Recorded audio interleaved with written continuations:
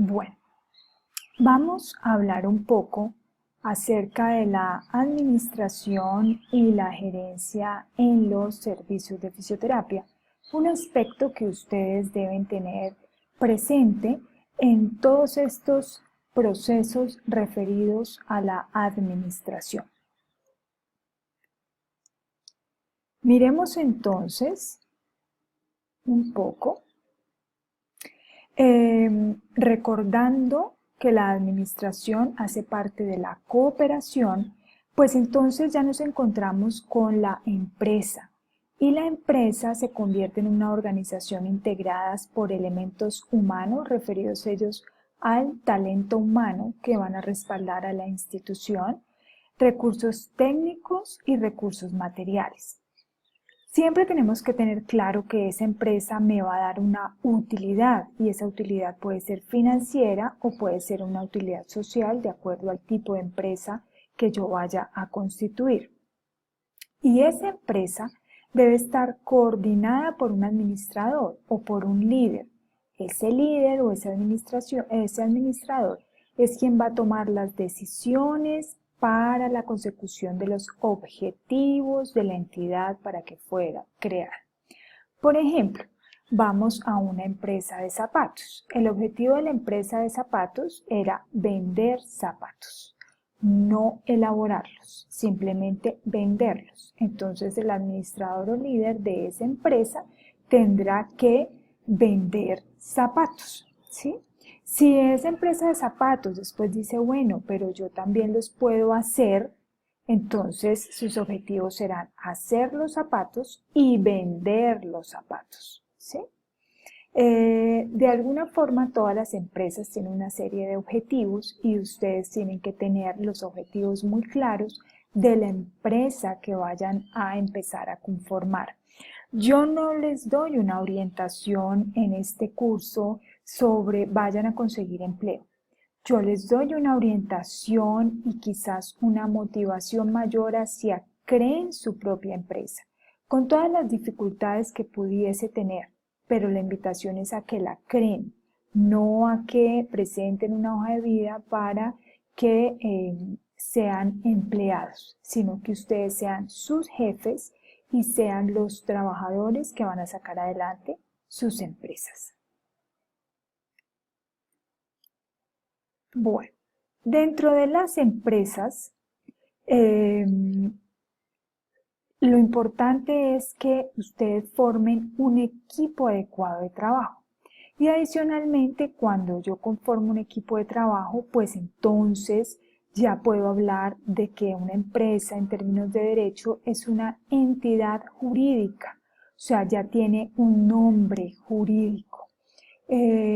Por ejemplo, vámonos a una empresa de fisioterapia, Fisiocenter. No, ya la empresa no es una empresa natural, o sea, el nombre de la persona que la creó, la consolidó, sino que ya tiene una naturaleza jurídica. ¿Cuál es el nombre de la naturaleza jurídica? Fisiocenter. Las empresas pueden quedarse con ánimo de lucro o sin ánimo de pérdida, que son las que llaman muchas veces entidades sin ánimo de lucro, pero realmente es sin ánimo de pérdida. ¿Por qué? Porque todas las entidades tienen que tener un objetivo financiero y un objetivo social. Las entidades sin ánimo de lucro, uno pensaría que es que todas las personas que trabajan en ellas hacen un voluntariado, ahí sería sin ánimo de lucro. Nosotros, o cuando se constituye una empresa, no podemos hablar de una empresa con ánimo de pérdida, porque entonces, ¿con qué les vamos a pagar al personal? Salvo que sean voluntarios. Y de alguna forma puede estar o no sujeta al derecho mercantil. Quiere decir que yo monto una empresa y sobre todo muchas empresas en salud que se convierten en fundaciones o asociaciones, muchas veces no necesitan registrarse a nivel de las cámaras de comercio y entonces no están sujetas a ese tipo de derecho mercantil. Miremos entonces o rebobinemos un poco. Una empresa es una unidad económica y social tenemos claro que es con fines de lucro. El capital, el trabajo y la dirección o el líder o el administrador se van a coordinar para realizar una producción socialmente útil. Entonces, aquí hablamos que yo creo o constituyo una empresa para que yo pueda dar trabajo, ¿sí? Adicionalmente, o esa empresa me pueda dar trabajo a mí, que esa sumatoria entre capital y trabajo hace que esa empresa produzca y sea productiva hacia la sociedad.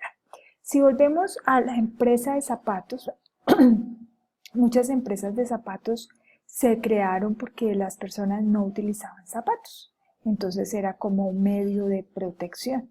Entonces era socialmente útil porque disminuía cuando se crearon las empresas de zapatos. Si vamos un poco más allá de la historia de Popayán, si ustedes o alguien les ha contado, en medio de las piedras, porque Popayán era empedrada y algunas calles no estaban pavimentadas, habían unos animalitos que se llamaban niguas.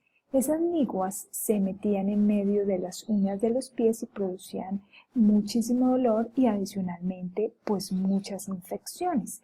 Entonces aparecen las empresas de calzado como un medio de protección.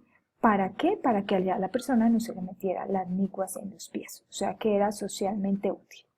Si vamos al momento que vivimos hoy, las empresas que se dedicaron a la producción de tapabocas y de uniformes para la prevención del COVID, pues entonces ellos tienen un capital para poder haber abierto sus empresas, generan un trabajo, pero adicionalmente pues hacen una producción socialmente útil y vemos que hay un déficit en la consecución de tapabocas, incluso de los mismos uniformes.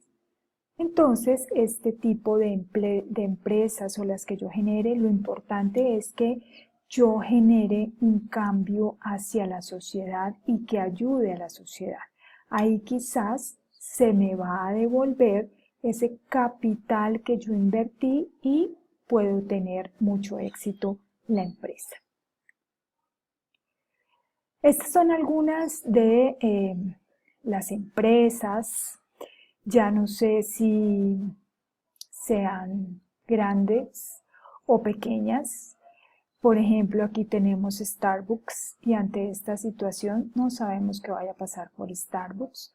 Google, que se ha fortalecido muchísimo, Facebook se ha fortalecido muchísimo, Twitter también, Coca-Cola, no he visto nuevos comerciales de Coca-Cola, no sé qué pueda estar pensando Coca-Cola, Yahoo, YouTube, son diferentes empresas y acá tenemos muchas empresas que no sé si vayan a tender a desaparecer bajo este momento histórico que estamos viviendo o por el contrario tiendan a fortalecerse.